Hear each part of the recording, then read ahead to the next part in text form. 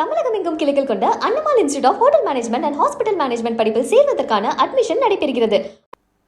கன்னியாகுமரி மாவட்டம் தோவாளை சிறப்பு மலர் சந்தையிலிருந்து கேரளாவிற்கு 1000 டன் பூக்கள் விற்பனை செய்யப்பட்டதால் வியாபாரிகள் அதிர்ச்சி அடைந்தனர். இதுகுறித்த கூடுதல் விவரங்களை நமது செய்தியாளர் சதீஷ் ராஜா வழங்க கேட்கலாம். வணக்கம் சதீஷ் ராஜா. நேற்று ஓணம் பண்டிகை நிறைவு பெற்றிருப்பதையொட்டி தற்போது கேரளாவிற்கான மலர் சந்தையிலிருந்து கேரளாவிற்கான ஏற்றுமதி விவரங்கள் என்ன? வணிகர்களினுடைய அதிர்ச்சி என்னவாக இருக்கிறது?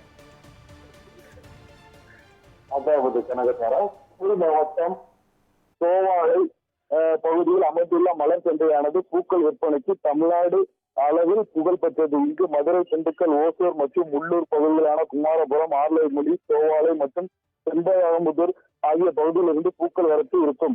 அதே போல் கேரளா மாநிலம் மற்றும் நெல்லை, தூத்துக்குடி போன்ற பகுதிகளுக்கு பூக்கள் ஏற்றுமதி நடைபெற்று வருகிறது. இந்நிலையில் தோவாளை மலர் சந்தையில் ஓணம் பண்டிகையொட்டி சிறப்பு மலர் சந்தை விடிய நடைபெற்றது. மலர் சந்தையில் விற்பனைக்காக பல்வேறு பகுதியில் இருந்து பூக்கள் வந்துள்ளது. அதே போல் பூக்கள் விலையும் அதிகரித்துள்ளது. கேரளாவை சேர்ந்த சில்லறை மற்றும் மொத்த பூ வியாபாரிகள் மற்றும் பொதுமக்கள் போட்டி போட்டு கொண்டு பூக்களை வாங்கி சென்றனர். கடந்த ஆண்டை விட பூக்களின் விற்பனை அதிகம் இருப்பதாகவும் சுமார் 100 டன் பூக்கள் தோவாளை சந்தையில் விற்பனை செய்வதாகவும் வியாபாரிகள் தெரிவித்தனர்.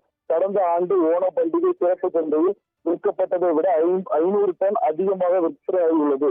தோவாளை சிறப்பு சந்தையில் இருந்து கேரளாவுக்கு 80% பூக்கள் விற்பனை செய்யப்பட்டுள்ளது என வியாபாரிகள் தெரிவிக்கின்றனர். கனகராஜா,